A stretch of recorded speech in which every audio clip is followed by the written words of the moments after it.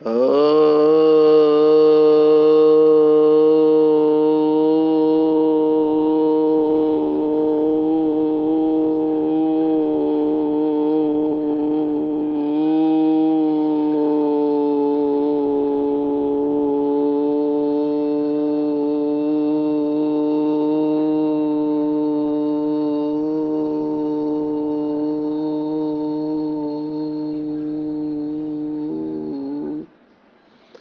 शांति।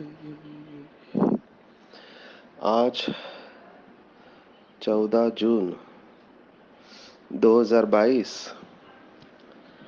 भारत में मंगलवार है। Today is 14 June 2022 and it's Tuesday in Bharat. आज की मुरली का जादुई रहस्य स्वयं को प्रेरणा देने के लिए magical secrets of today's murli for motivating the self.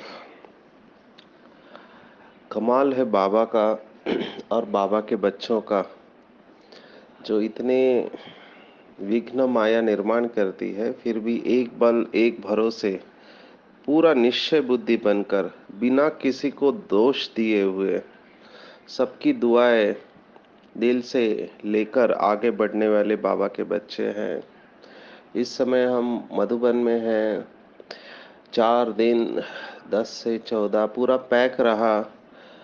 दिन भर सेशन रहे अमृत वेले से लेकर रात तक, और बहुत सारे लोग काउंसलिंग के लिए आते रहे। तो देख रहा हूँ कितनी समस्याएं बढ़ते जा रही है। डॉक्टर्स है, एजुकेटेड है, इंटेलेक्चुअल्स है, पर जब पर्सनली मिलते हैं तो हम सोचते हैं कि कितने प्रॉब्लम्स है इनको, और बाबा ने हमको कितना सुखी रखा हुआ है। तो बाबा के घर में आकर ये आत्माएं अभी राहत का अनुभव कर रहे हैं, but yes challenges are there. Confidential होने के कारण हम सभी ओपन नहीं कर सकते, लेकिन एक जरूर दिखाई दे रहा है कि मानसिक बीमारियां बढ़ते जा रही है। मानसिक बीमारियां बढ़ते जा रही हैं, लोगों को बहुत तनाव है। चेहरे से देखो तो बहुत अच्छा है, लेकिन अंदर बहुत स्ट्रेस है। एक एक ही केस देखे तो क्या बताए। वैसे हमारे पास सेशंस देख के बहुत लोग कम्युनिकेट करने की कोशिश करते हैं, लेकिन हम सबको समय नहीं दे पाते हैं। अभी 4 दिन में देखो इतना बिजी रहे तो कई लोगों के कई सारे मैसेज रिस्पॉन्ड नहीं कर पाए। हम उनको कहते हैं कि आप लोकल सेंटर के साथ संपर्क में रहो, क्योंकि शक्ति तो बाबा से ही मिलने वाली है ना। जितना बाबा के साथ हम जुड़ते जाएंगे उतना शक्ति मिलते जाएंगे। लेकिन वही इंटरपर्सनल रिलेशनशिप्स में एक्सपेक्टेशंस होते हैं। डॉक्टर से अलग एक्सपेक्टेशंस होते हैं, बीके भाई बहनों से बहुत सारे एक्सपेक्टेशंस होते हैं। अभी हम तो मुंबई में रहते हैं, तो हमारे आदरणीय वरिष्ठ भाई हैं डॉक्टर गिरीश पटेल। वो भी साइकोथेरेपिस्ट है और वो इलाज कराते हैं। तो कई सारे पेशेंट्स आते हैं जो हमारे पास नज़दीक होते हैं, उनके पास भेजते हैं। तो गिरीश भाई मुझे बताते हैं उनके पास 2 क्लिनिकल साइकोलॉजिस्ट है, पूरी टीम है। कुछ पेशेंट्स बार बार फ़ोन करते रहते हैं, एसएमएस करते रहते हैं, व्हाट्सअप करते रहते हैं। उनको बहुत समझाने के बाद भी वो रोक नहीं पाते अपने आप को। तो गिरीश भाई करते आखिर में हमको उनको ब्लॉक करना पड़ता है। अभी एक भाई है, बहुत अच्छा भाई है, पर वो हमेशा सोचता है कि दूसरे उसको परेशान करने वाले हैं, दूसरों उसको तकलीफ देते हैं। और फिर पहले तो डॉक्टर गिरीश पटेल के पास गए, वहाँ से कुछ नहीं हुआ तो मेरे पास आए। मैंने सुना, मैंने उसको तरीका बताया, क्योंकि मुरली वगैरह सब पढ़ते हैं, क्लासेस सुनते हैं। तो उस पूरी तरह से समझाया, हम एक बार दो बार तीन बार समझाएंगे, लेकिन फिर भी वो वैसे ही रहता है स्वभाव। तो फिर हम वहां से डिटैच हो जाते हैं, क्योंकि उस आत्मा का वो कर्म भोग है। तो अभी रोज मैसेज भेजते रहता है, एवरी डे व्हाट्सएप पे इतने मैसेज भेजते रहते हैं। तो हम उनको समझाते हैं कि देखो भैया, कि आपको मुरली के ऊपर अटेंशन देना है, लोकल सेंटर है उनके संपर्क में रहो। क्योंकि it is not possible to attend every soul, हर एक सोल का हम जवाब देते रहे, प्रैक्टिकल नहीं है, क्योंकि most of the time travelling होता है। अभी 25 दिन ट्रैवलिंग होते, पिछले 4 दिन कॉन्फ्रेंस में रहे, तो कई सारे लोगों को जवाब नहीं दे पाए। कल रात को भी बहुत लोग आए थे, और बड़े बड़े डॉक्टर नामी ग्रामी, और हम देखते हैं कितना इश्यूज है उनको, समझता सब कुछ है उनको, लेकिन वो रोक नहीं पा रहे। तो आजकल व्हाट्सअप हुआ है, फेसबुक हुआ है, इंस्टाग्राम हुआ है, क्या क्या, अभी जब तक आप इनको सहयोग देते तब अच्छे रहते हैं, जब आपने रिप्लाई करना बंद कर दिया तो फिर इनके दूसरे शब्द निकलते हैं। तो हम देखते हैं कि ये सब हो रहा है। अभी उनका भी कोई दोष नहीं है, बेचारों का कोई सुनने वाला नहीं है, उनको इमोशनल सपोर्ट की ज़रूरत होती है। तो हम ज़्यादातर यही कहते हैं कि बाबा से आप ये सपोर्ट ले लो, बाबा के साथ कनेक्शन रखो। तो भारत में ऐसे कितने सारे केसेस हमारे सामने आते हैं, देश विदेश में भी होने चाहिए, लेकिन एक क्लासिकल हम मानसिक बीमारी का देखते हैं कि उनमें डिनायल मोड रहता है, वो एक्सेप्ट नहीं करते हैं, और कुछ लोग तो पीछे पड़ जाते हैं। तो हमको बहुत एक बैलेंसिंग एक्ट रखना पड़ता है। तो मुझे वंडर तब लगा, डॉक्टर गिरीश पटेल ने कहा कि हम हमारा नंबर किसी को देते नहीं है, क्योंकि नंबर अगर गलती से चला गया तो फिर ये लोग बहुत मैसेज भेजते रहते हैं, और हम उन सबको हैंडल नहीं कर पाएंगे। तो क्योंकि घर वाले इनको नहीं समझते हैं, घर वाले बोलते हैं लेकिन ये सुनते नहीं, फिर लोकल सेंटर पर जाते हैं तो वहाँ पर भी शायद सपोर्ट नहीं मिलता है, क्योंकि वो भी समझते हैं कि आत्मा ऐसी ही है। अभी कल एक डॉक्टर भाई आए, उनको लेक्चर अच्छा लगा, तो उन्होंने कहा मैं सेवा करना चाहता हूँ। तो उनको बोला अच्छा है, आप लोकल टीचर के संपर्क में, बोला वो नहीं, आप बोलो, आप यहाँ से बोलो या कुछ तो करो, हम उनके साथ मिलके नहीं चलेंगे।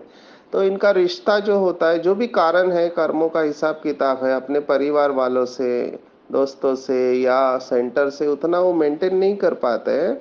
हम सब जानते हैं कि ड्रामा कल्याणकारी है, और यही बात आज के मुरली में आई है।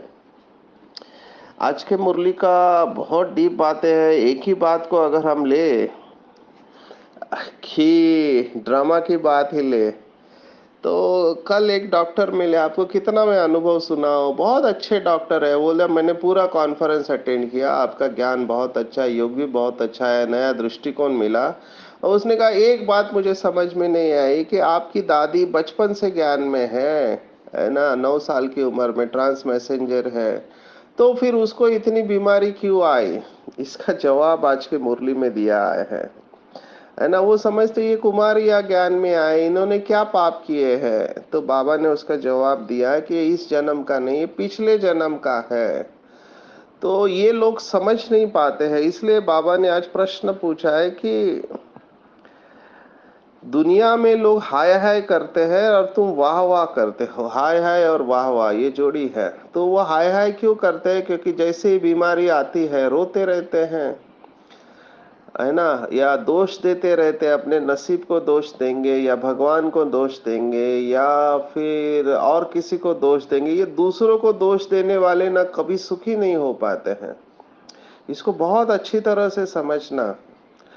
बाबा के पास तो जाते ही रहते हैं, लेकिन बाबा साक्षी होके देखता रहता है। और ये बात आपको बता दूं यहाँ पर कि बाबा ने कहा था एक मुरली में कि आगे चलकर ऐसा समय आएगा कि जो बाबा के बच्चे हैं वो मुरली रोज तो पढ़ेंगे, और उनको रियलाइज भी होगा कि ये मेरे अपने कर्मों का फल मुझे मिल रहा है, और बाबा के पास गुहार करेंगे। लेकिन बाबा ने जैसे कहा है कि पेपर के वक्त प्रिंसिपल मदद नहीं करता, प्रिंसिपल पहले से ही तैयार कराता है।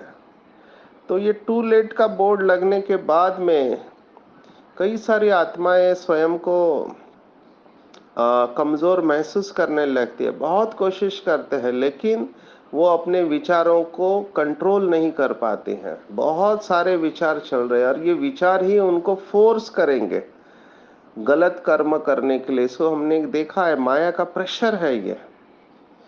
तो ये संकल्पों की ही दुनिया है।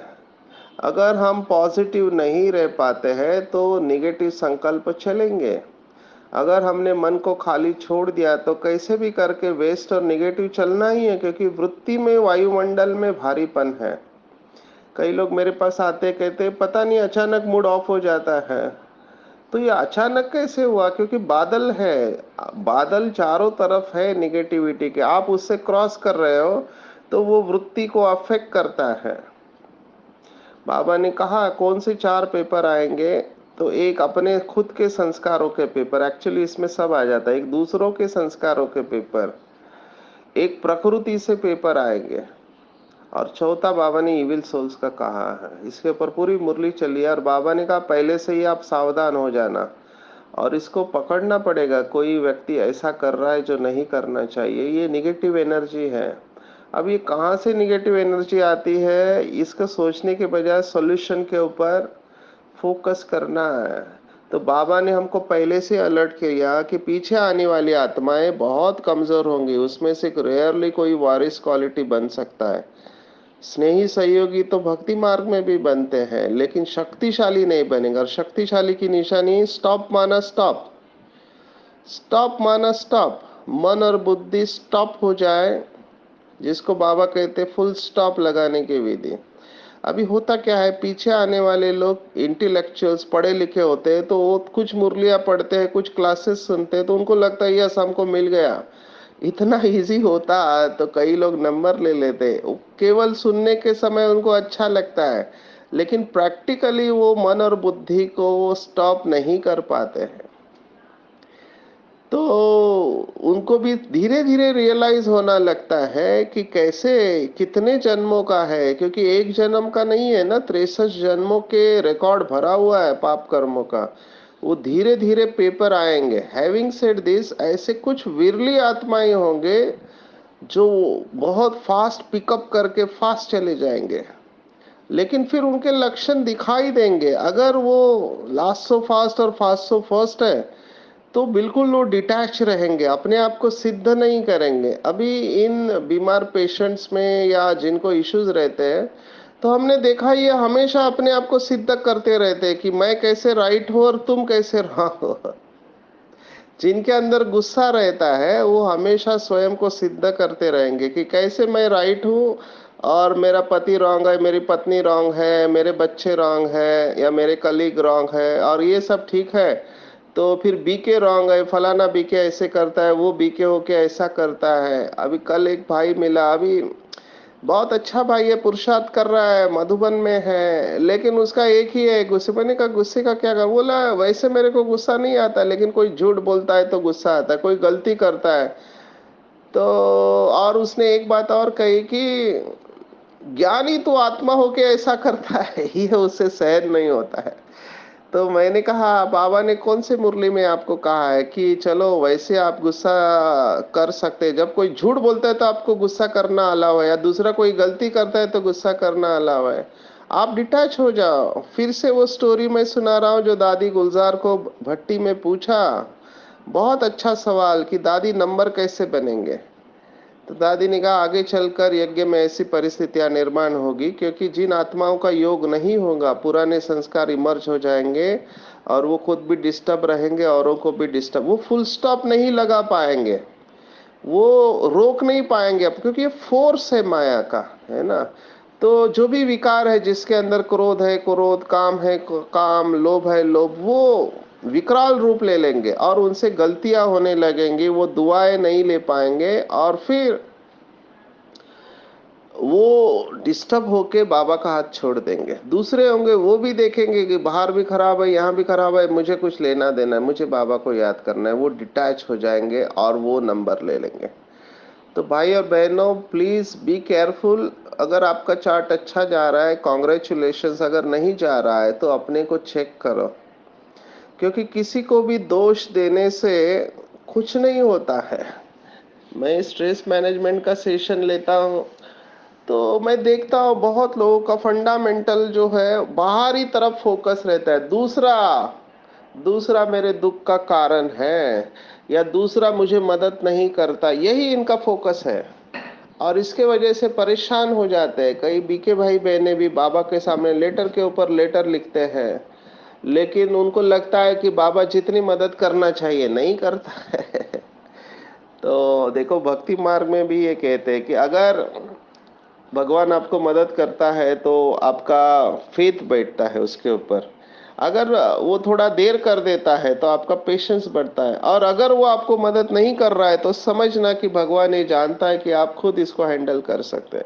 अल्टीमेटली बाबा क्या चाहता है कि बच्चे सेल्फ रिलायंट होए, बाप से इतनी शक्ति ले कि अपने रोज की जो समस्या है बाबा की शक्ति के ऊपर उसको विजय प्राप्त करे। तो रड़ी नहीं मारना चाहिए, रड़ी नहीं मारना चाहिए। हमने पहले भी श्रीमद् भगवत गीता स्टडी ग्रुप में देखा, कामात क्रोधो भी जायते। जब दूसरा व्यक्ति हमारे इच्छा के अनुसार नहीं बिहेव कर रहा है या हमारी इच्छाएं पूर्ण नहीं होती है तो कामात क्रोधो भी जायते कहा है। कामना पूर्ण नहीं हुई तो क्रोध आता है, फिर क्रोध में गड़बड़ कर देते हैं। तो रड़ी नहीं मारना चाहिए, हाय हाय नहीं कहना चाहिए। ड्रामा कल्याणकारी है, इसमें किसी का भी कोई दोष नहीं है। दो धारणाएं जो पक्के करेंगे वो हमेशा हर्षित मुख रहेंगे। एक, ड्रामा निर्दोष है, और दूसरा निस्वार्थ भावना, मुझे कुछ नहीं चाहिए, किसी से भी कुछ नहीं चाहिए। ड्रामा निर्दोष है, इसमें किसी का भी कोई दोष नहीं है। हर एक अपने संस्कार के वश है या उसकी जो भी लिमिटेशंस है। जैसे अभी बताया, डॉक्टर्स को डिटैच रहना पड़ता है, क्योंकि डिटैच नहीं रहेंगे तो लॉट ऑफ निगेटिव एनर्जी लेकर लोग आते हैं, तो उससे अपने आप को हमको प्रोटेक्ट करना पड़ता है, हमको भी फोकस रहना पड़ता है और हम साक्षी हो जाते हैं। मैं अभी इस फील्ड में आने के बाद महसूस कर रहा हूँ कि भगवान क्यों इतना साक्षी रहता है। भक्ति मार्ग में बाबा ने कहा ना, कई लोग इतनी भक्ति करते हैं और जब उनको साक्षात्कार नहीं होता है तो आखिर में सिर काटने को तैयार होते हैं। तो जब सिर काटते हैं तो भगवान उनको साक्षात्कार कराता है। आज ये मुरली की पॉइंट आई है, जिसकी जैसी भावना होती है उसको वैसा साक्षात्कार होता है। हमने पहले भी देखा है, जैसे किसी को हनुमान में बहुत भक्ति है तो हनुमान हनुमान देखता रहेगा, दिन रात हनुमान का चिंतन करता रहेगा, माना हनुमान के उसी चित्र को वो एनर्जी दे रहा है। वो फोटो स्पेसिफिक होता है। अभी वो इस दुनिया में इतना खो जाता है कि उसको लगता है कि हनुमान जिंदा हो गया और उसके साथ में है। ये मन की शक्ति है। आप जिसको जितना एनर्जी देंगे जिस चित्र को, वो बढ़ता जाएगा और एक दिन आपको लगेगा कि जिंदा हो गया वो। डॉक्टर को कहे तो डॉक्टर कहता है कि ये हालुसिनेशन है, ये पागलपन है। क्योंकि कोई व्यक्ति आके कहता है कि हनुमान मुझसे बात करता है या गणेश मेरे से बात करता है, तो डॉक्टर कहेगा ये तो पागल है, क्योंकि ऐसा कुछ होता नहीं है। बाबा ने कहा जैसी भावना है वैसे दिखाई देता है, और एग्जैक्टली यही हुआ। रामकृष्ण परमहंस जो स्वामी विवेकानंद के गुरु थे, अभी बहुत अच्छे योगी थे, तगड़ा सन्यासी था, तो वो कहते थे कि देवी मुझसे बात करती है, तो लोग उनको दक्षिणेश्वर का पागल पुजारी कहते थे। अभी ये कहना बहुत मुश्किल है कि ये सत्य है या वो भ्रम है। तो लेकिन बाबा कहता है जिसकी जैसी भावना होती है उस भावना के अनुसार उसको साक्षात्कार। अभी इससे फायदा क्या है साक्षात्कार होने से? मुझे बहुत बार ज्योति का साक्षात्कार हुआ है। थोड़े समय के लिए अच्छा लगता है, लाइट देखते हैं, वो झिलमिल जैसे चमक रहा है वो देखते हैं, पर उससे संस्कार तो नहीं बदलते ना। एक रहता है कि यस बाबा मेरे साथ हैं, आगे क्या? आगे तो हमको मेहनत करना है ना। तो इन बातों में जाना नहीं चाहिए। ये भक्ति मार्ग के संस्कार होते हैं। और बाबा ने और एक बात कही, रिद्धि सिद्धि वाली। अभी देखो बाबा ने आज की मुरली में उदाहरण दिया है कि एक आत्मा है जिसके पास इतनी शक्ति है, यहाँ बैठे बैठे भारत में बैठे हुए लंदन की पार्लियामेंट देख पा रहा है। ये दूरदृष्टि है, दिव्य दृष्टि है ना। इसको अंग्रेजी में क्लेरवॉयंस कहते हैं। क्लेरवॉयंस और क्लेर ऑडियंस ये टेक्निकल शब्द है। तो ऐसी आत्मा है, लेकिन फायदा क्या है ऐसी शक्ति का? रामकृष्ण परमहंस की बात आई है तो वो कलकत्ता में थे, दक्षिणेश्वर में। वहां पे एक आत्मा ने कुछ 25-30 साल साधना करके उसके पास इतनी पावर आई कि वो पानी पर चलने लगे। तो उन्होंने रामकृष्ण परमहंस को बताया कि मेरे पास इतनी पावर है, मैंने 30 साल साधना करके पानी पर चलना चालू किया। तो रामकृष्ण परमहंस ने कहा कि तुमने अपने जिंदगी के 30 साल वेस्ट कर दिए। बोला क्यों? ये तो पावर है। बोला ये पाई पैसे की पावर है, वो पाई पैसे में मैं इस किनारे से उस किनारे जा सकता हूँ, आपने जिंदगी को वेस्ट किया। बाबा यही बात आज की मुरली में शायद कहना चाहता है कि इन सब रिद्धि सिद्धि में नहीं जाना चाहिए, हमको विधि से सिद्धि में जाना चाहिए। विधि से सिद्धि क्या है? बाप को याद करना है ना, और अपने पाप कर्मों को भस्म करना, और सबके प्रति शुभ भावना और शुभ कामना रखना। जो कल का वरदान भी था कुछ दिन पहले, कि जो बच्चे संगम युग पर निरंतर दुआएं प्रवाहित करते, उनके द्वारा, उनके जड़ मूर्ति द्वारा द्वापर से भी सबको दुआएं मिलती है। तो फिर से मैं कह रहा हूँ, चाहे कुछ भी हो जाए, हमको हाय हाय नहीं करनी है, किसी को दोष नहीं देना है, किसी को इस ड्रामा में दोष नहीं देना है। बिल्कुल साक्षी हो जाना चाहिए, बाबा के साथ बैठकर विश्व को सकाश देना चाहिए। अभी ये जो गुह्य बात है ना, ये बहुत गुह्य बात है, इसको समझने के लिए बहुत बेहद की बुद्धि चाहिए। देखो, ड्रामा की पॉइंट पे बहुत सारे बाबा के बच्चे अब भी अटकते हैं, अब भी अटकते हैं। बाबा कहता है कि ये ड्रामा पास्ट हुआ, वो ड्रामा, अब ये ड्रामा पूरा होता है, हम घर जाएंगे, नए सिर पार्ट शुरू होगा। अभी इसमें कौन सी बात में बाबा के बच्चे अटकते हैं कि ड्रामा एक्यूरेट रिपीट होता है? ये बात बहुत बच्चों को हजम नहीं होती है। वो कहते हैं कि नहीं, फिर इस कल्प में मैंने गलती किया तो हर कल्प में मैं गलती करता रहूंगा। अभी ये पॉइंट आप कैसे लेते हो उसके ऊपर है। मैं तो सेशन में यही सुनाता हूँ, पॉजिटिव मेंटल एटीट्यूड। कोई भी बात आपके साथ होती है ना, कोई भी बात होती है, आप उसको लेते किस तरह से है, उसके ऊपर पूरा खेल है। आप उस परिस्थिति को इंटरप्रेट किस तरह से करते हैं। अगर आपने अपने नसीब को दोष दिया, हाय मेरा नसीब, या आपने किसी और देहधारी को दोष दिया, ये इसके वजह से मुझे परेशानी है, या कुछ ने भगवान को दोष दिया, जो भक्ति मार्ग में बिलीफ है भगवान ही सब कुछ करता है, तो यू आर पावरलेस, आपकी पावर चली जाएगी। आपको रेस्पॉन्सिबिलिटी लेना है अपने थॉट, वर्ड्स एंड इमोशन का। क्योंकि परिस्थिति होने के बाद में चिंतन कौन करता है? चिंतन हम करते हैं। विचारों को जन्म हम देते हैं, बोल को जन्म हम देते हैं, कर्म को जन्म हम देते हैं। तो पूरी जिम्मेवारी उठाना, जो भी हुआ मेरे कर्मों का फल है और मैं इसे स्वीकार करता हूँ। Don't resist the drama. Drama को रेजिस्ट नहीं करो, उसको रोकने की कोशिश, उसके साथ फ्लो करना चाहिए। ऐसे अंग्रेजी में कहते गो विद द फ्लो। सिर्फ अपने आप को प्रोटेक्ट करो, क्योंकि लोगों की negative energy day by day बढ़ते जाने वाली है। तो अपने को ऑरा में प्रोटेक्ट रखो बाबा के साथ, बाकी सब ड्रामा प्लान अनुसार होगा। अभी नंबर वन सोल को देखो, ब्रह्मा बाबा को कितने लोगों का गुस्सा, बाहर के तो था लेकिन अंदर बाबा के बच्चे भी बाबा के साथ कंपटीशन करते। स्वयं जगदीश भाई ने अपने क्लास में कहा कि मैं भी बाबा के साथ कंपटीशन, बाबा कितने बजे उठता है तो खुद उससे पहले उठने की कोशिश किया, लेकिन हर बार जगदीश भाई बाबा के बाद हार गए, और आखिर उन्होंने ये एक्सेप्ट किया कि बाबा तो बाबा है। और कुछ तो बाबा के बच्चे बाबा को भी कहते थे कि बाबा के बारे में ऐसे कहते थे, ये कौन ब्रह्मा है, ये भी तो शिव बाबा से लेता है, हम भी शिव बाबा से लेंगे।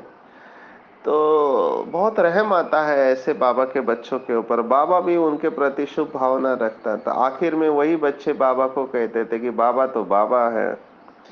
तो ये बात किस लिए कह रहा हूँ कि ड्रामा में ये ऑटोमेटिकली माया है ना, कंपटीशन मोड में लाती है, और फिर ऐसे ऐसे शब्द इस्तेमाल करते हैं जो नहीं करना चाहिए। हम तो इस फील्ड में काम करते हैं, तो हमको पता है मानसिक बीमारी वाले रुग्ण कैसे बिहेव करते हैं।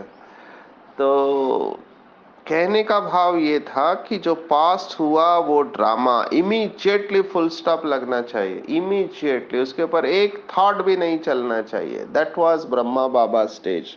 और हमको ब्रह्मा बाप समान बनना है, तो हमको भी इसी बात को बहुत ठोक पीट कर पक्का करना है। हमारे सामने तो पाई पैसे के पेपर आते, आप सोचो ब्रह्मा बाबा के सामने कितने पेपर आए होंगे, दादियों के सामने। उसको महसूस करो, यज्ञ की हिस्ट्री को पढ़ो। जब हापुड़ का हंगामा हुआ मेरठ में, तो लोगों ने बाइकआउट कर दिया था, कुछ नहीं मिलेगा, अनाज चावल सब्जी दूध कुछ नहीं। तो दिल्ली से मेरठ बाय जीप से आता था सब कुछ, तो बाबा को मैसेज तो भेजना ही था, इतना हो रहा है। और बाबा ने क्या जवाब दिया? बाबा ने कहा नथिंग न्यू, कोई नई बात नहीं है। देखो, इमीडिएटली फुल स्टॉप। जितने भी वरिष्ठ भाई बहनों को हम मिले हैं जिन्होंने साकार में ब्रह्मा बाबा की पालना, उनको मैं हमेशा एक बात पूछता, ब्रह्मा बाबा की विशेषता बताओ। कहते बहुत सारी विशेषता थी, लेकिन कोई एक विशेषता बताओ। तो सभी ने कहा, जैसे मुझे याद है, आप आसाम में तिनसुकिया दीदी थी जो बाबा के लिए भोजन बनाती थी, वरिष्ठ आत्मा है, तो वो कहती थी कि बाबा का ड्रामा का पार्ट बहुत पक्का था, और जिसने ये बात को समझ लिया वो उसका फुल स्टॉप लगेगा। तो अब बाबा शुभ भावना नहीं छोड़ता था, ड्रामा पक्का और अंदर से शुभ भावना। तो हमको भी इस ड्रामा के पार्ट को अच्छी तरह से समझना चाहिए। बहुत डीप बात है, हिसाब किताब सेटल होने की बात है। तो बाप के ऊपर पूरा पूरा बलि चढ़ना है। अधूरा बलि स्वीकार नहीं होता है, बाप का बन जाना। बलि चढ़ना माना, बलि चढ़ने को मैं सिंपल वो गीत में ध्यान रखता हूँ कि तेरे फूलों से भी प्यार तो तेरे कांटों से भी प्यार, है ना। बाबा, ड्रामा में जो कुछ भी होगा मुझे पूरी तरह से स्वीकार है, मेरी किसी से भी कोई शिकायत नहीं है बाबा। ये योगी तो आत्मा का लक्षण है, किसी से भी कोई शिकायत नहीं है, हमेशा शुक्रिया मोड। हमने दादी गुलजार का अनुभव पहले भी सुना, फिर से वर्थ रिपीटिंग हियर। दादी गुलजार को एक टीचर बहन बहुत कुछ बोल के गई, दादी तो निमित्त थी दिल्ली जोन के लिए, तो उनकी ब्राह्मणी बहुत डिस्टर्ब, हमारी दादी को ऐसे कहते हैं, लेकिन दादी बिल्कुल कोई एक्सप्रेशन नहीं, शांति से सुन रही है। और जब गुस्सा होता है ना, जैसे मैं देखता हूँ, गुस्से में लोग बहुत कुछ बोल के चले जाते हैं, व्हाट्सएप पे बहुत कुछ पोस्ट करते हैं, रोक नहीं पाते हैं। उनको पता है कि पॉजिटिव रहना चाहिए, लेकिन वो अंदर गुस्सा रहता है ना, तो वैसे पोस्ट करके चले जाते हैं। तो दादी ने देखा कि ये बहुत बोल रहे, लेकिन दादी बिल्कुल शांत रही। अभी वो गुस्सा फट गया और चली गई, तो ब्राह्मणी ने कहा, दादी सुना वो बहन ने क्या कहा आपके बारे में? तो दादी ने दो ही शब्द कहे कि बेचारी बहुत दुखी लग रही थी। तो दादी को रहम आया, ना कि गुस्सा आया। आजकल हम देखते, थोड़ा किसी को कुछ बोला तो हर्ट फीलिंग आती है। तो थोड़ा मैं इसमें डीप में गया, क्योंकि मुझे लगता है यहाँ पे बहुत सारे बाबा के बच्चे हलचल में आते हैं, और हमको बाबा के साथ, है ना, निश्चय बुद्धि होकर चलना है। तो हाय हाय से बजाय वाह वाह शब्द निकलना चाहिए, वाह वाह। और हर एक को धन्यवाद और हर एक से आशीर्वाद लेने की बात है। तो अपने कुल का उद्धार करना है, सारे कुल को पावन बनाना है, और बाबा को सच्चा सच्चा पोता मिल देना है। अभी जितने भी लोग आए अभी कॉन्फ्रेंस में, सबको कहते कि आप भगवान के साथ अपना रिश्ता रखो, है ना, और किसी को दोष मत दो।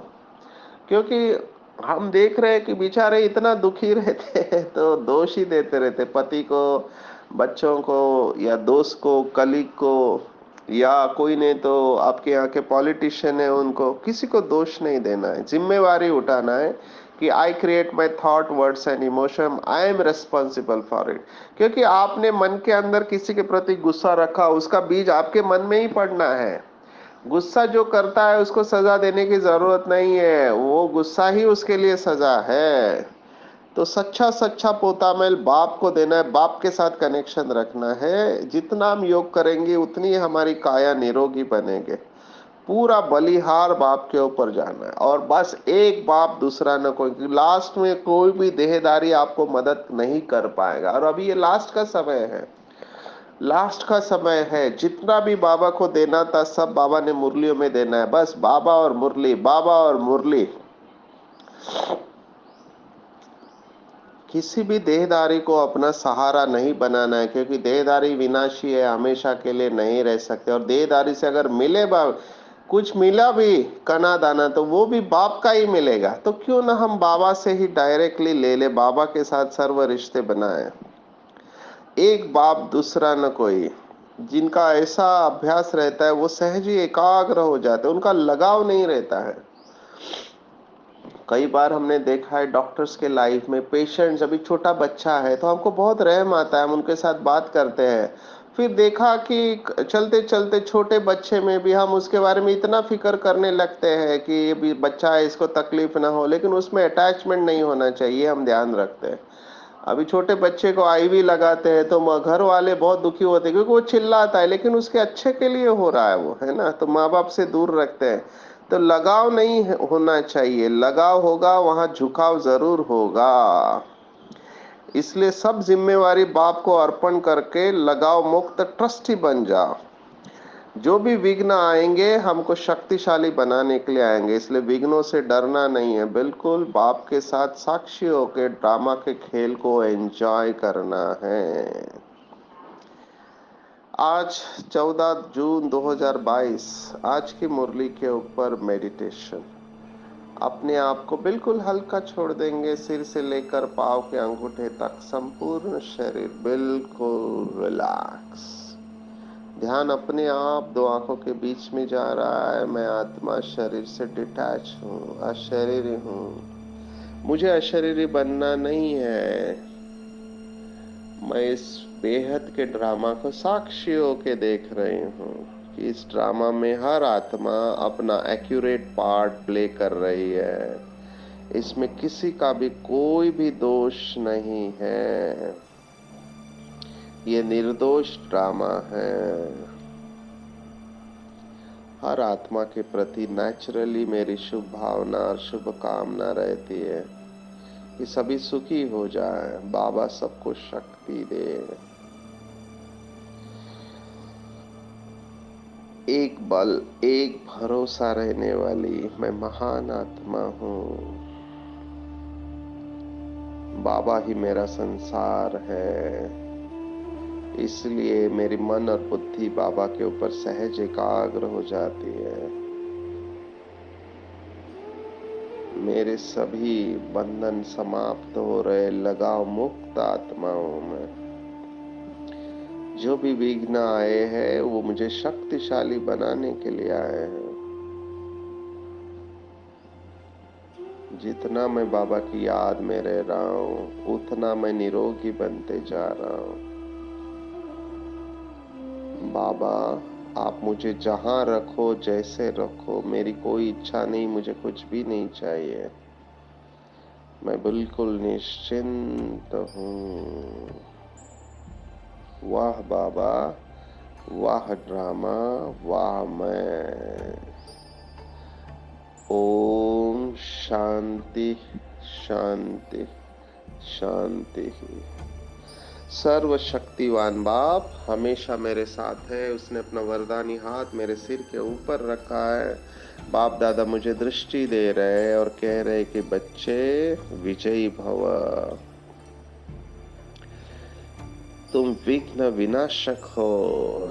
ये विघ्न तुम्हें संपूर्णता तक लेकर जाएंगे।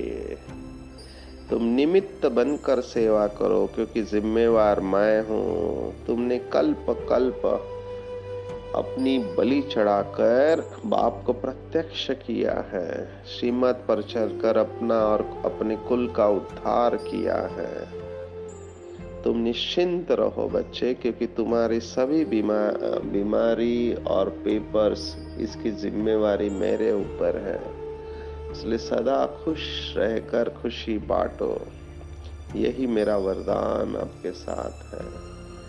बाबा से दृष्टि और वरदान लेकर मैं आत्मा खुश हो रही हूँ और बाबा को दिल से धन्यवाद दे रही हूँ। धन्यवाद बाबा, धन्यवाद। मेरा बाबा, मीठा बाबा, प्यारा बाबा, दुलारा बाबा, सच्चा बाबा और अच्छा बाबा, दयालु बाबा, कृपालु बाबा। वाह बाबा, शुक्रिया बाबा, शुक्रिया। अच्छा, ओम शांति।